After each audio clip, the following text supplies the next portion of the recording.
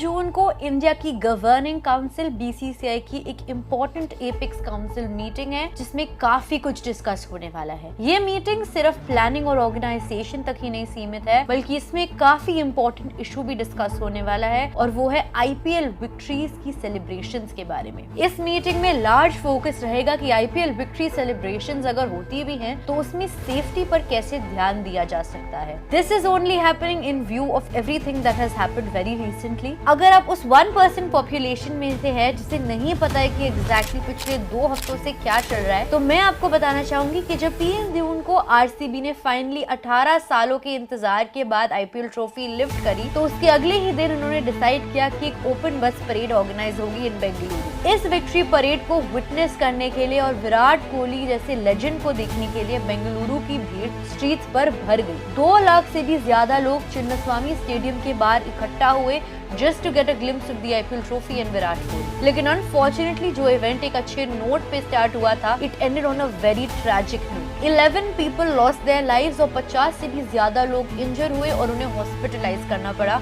because of a stampede that happened right outside the stadium। काफी सारे lapses हुए either from the management end या फिर police की तरफ से, जिसकी वजह से इतना बड़ा फियास्को हो गया। आरसीबी ने इवेंट का प्लान जरूर बनाया था, लेकिन बेंगलुरु की पुलिस ने इसे डिनाई कर दिया था। लेकिन इस सब के बावजूद भी विधाना सौदा से स्टेडियम तक क्राउड अनकंट्रोलेबल हो गया। अब कर्नाटका की गवर्नमेंट ने आरसीबी, बीसीसीआई और केएससीए के खिलाफ हाई कोर्ट में कंप्लेंट फाइल की है और एफआईआर भी दर्ज हुई है। इस सारे बैकड्रॉप के बीच में बीसीसीआई ने ये डिसीजन लिया है कि एक important apex council meeting held की जाएगी ऑन दिस सैटरडे। सोर्सेज के अकॉर्डिंग काउंसिल नई स्टैंडर्ड प्रोटोकॉल सेट करेगी आईपीएल जैसे लार्ज स्केल सेलिब्रेशंस के लिए, ताकि फ्यूचर में ऐसे मिसहैप्स रिपीट ना हो और लोग सेफ रहें। लेकिन इस मीटिंग में सिर्फ आईपीएल सेलिब्रेशन रिलेटेड डिस्कशंस ही नहीं होंगे, बल्कि काफी सारे अलग टॉपिक्स पर भी बातें होंगी। काफी सारे दूसरे मेजर टॉपिक्स भी हैं जो टेबल पर है, जैसे कि इंडिया वर्सेस न्यूजीलैंड 2026 सीरीज के वेन्यूज, 2025 से लेकर 2026 का डोमेस्टिक कैलेंडर और code of conduct reviews for players and team officials. इस मीटिंग में एक और सीरियस इशू को एड्रेस किया जाएगा और वो है इंफ्रास्ट्रक्चर इरेगुलरिटीज। अप्रैल 2025 में तेलंगाना की करीमनगर क्रिकेट एसोसिएशन ने फंड मिसयूज का एलिगेशन लगाया था। बीसीसीआई के ओम्बड्समैन ने